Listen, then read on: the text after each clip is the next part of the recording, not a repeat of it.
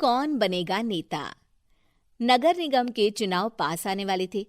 पूरे कानपुर शहर में टिकट को लेकर मारामारी शुरू थी, लेकिन सबसे ज्यादा चर्चा में वार्ड नंबर 40 की सीट थी। वो इसलिए क्योंकि इस बार वहां की सीट महिला के लिए आरक्षित थी। अब सवाल ये था कि चुनाव लड़ेगा कौन। इससे पहले ठाकुर साहब वहां से पार्षद थे और इस बार उन्होंने अपनी पत्नी सीमा ठाकुर को टिकट दिलवाई और ठाकुर साहब की शान के कारण सीमा जी ने 20,000 वोटों से चुनाव जीत लिया। अरे बधाई हो सीमा भाभी, अब तो आप वार्ड की पार्षद बन गई हैं। अब तो हमारे काम आप ही करवाएंगी। अरे ये तो सिर्फ नाम की पार्षद बनी है, वो तो महिला सीट आ गई, वरना पार्षद तो मुझे ही बनना था। अब भले ही चेहरा इसका होगा, लेकिन पावर तो मेरी ही होगी।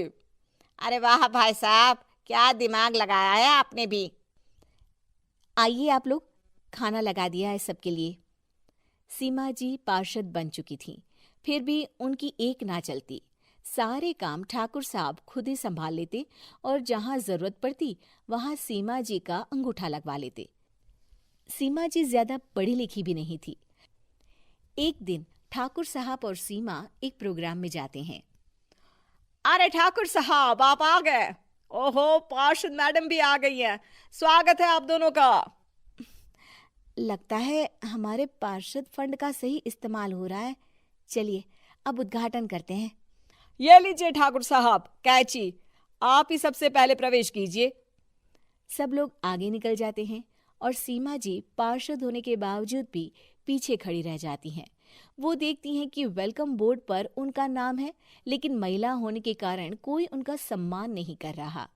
अगले दिन एक आदमी उनके घर आता है। अरे ठाकुर साहब नमस्कार। कल ना हम नोटिस किए कि हमारा घर तो अवैध है और नगर निगम वाले उसे तोड़ने आ रहे हैं। अरे कुछ कीजिए ना ठाकुर साहब।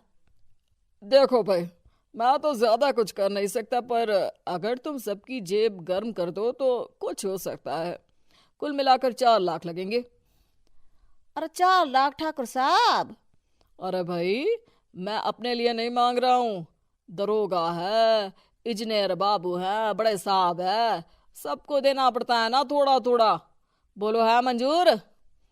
तभी वहां अचानक सीमा जी आ जाती हैं। अरे ये आप क्या कर रहे हैं?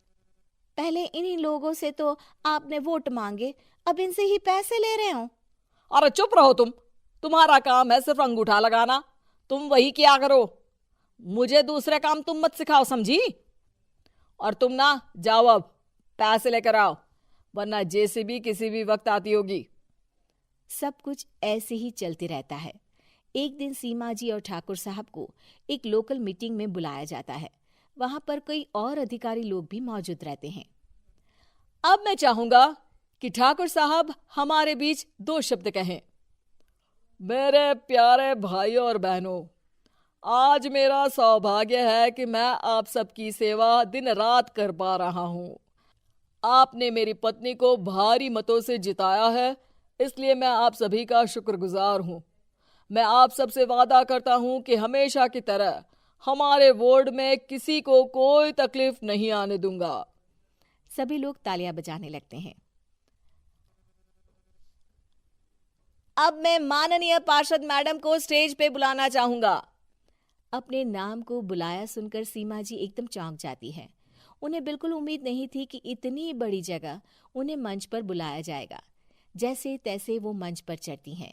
ऊपर जाते ही सीमा जी को सारी पुरानी बातें याद आ जाती हैं कि किस तरह उनके पति उन्हें कभी भी आगे बढ़ने नहीं देते और उनके नाम से गलत काम करते हैं।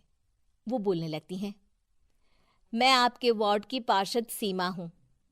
आप में से बहुत कम लोग ही मुझे जानते होंगे, क्योंकि इससे पहले मुझे कभी ऐसा मौका ही नहीं मिला। सारे मौके मेरे पार्षद पति यानी आपके ठाकुर साहब ही लेते रहे, लेकिन आज ये मौका मुझे मिला है तो मैं इसे ऐसे ही नहीं जाने दूंगी। मैं आपको ये बताना चाहती हूँ कि आपके ठाकुर साहब मेरे नाम की आड़ में गैर कानूनी काम करते हैं, जिस पर अंगूठों के निशान मेरे होते थे। इसीलिए मैं अपनी गलती मानती हूँ और आज अपने पद से इस्तीफा देती हूँ, ताकि आगे से कोई गलत काम ना हो पाए। अब फैसला आप सबके हाथ में है कि आप हमें क्या सजा देना चाहते हैं। सीमा जी की बातें सुनकर ठाकुर साहब के चेहरे का रंग उड़ जाता है और वो शर्म से मुंह नीचा करके वहां से चले जाते हैं और पद से इस्तीफा देकर ही सही सीमा जी अपने आप में आत्मविश्वास महसूस करती हैं।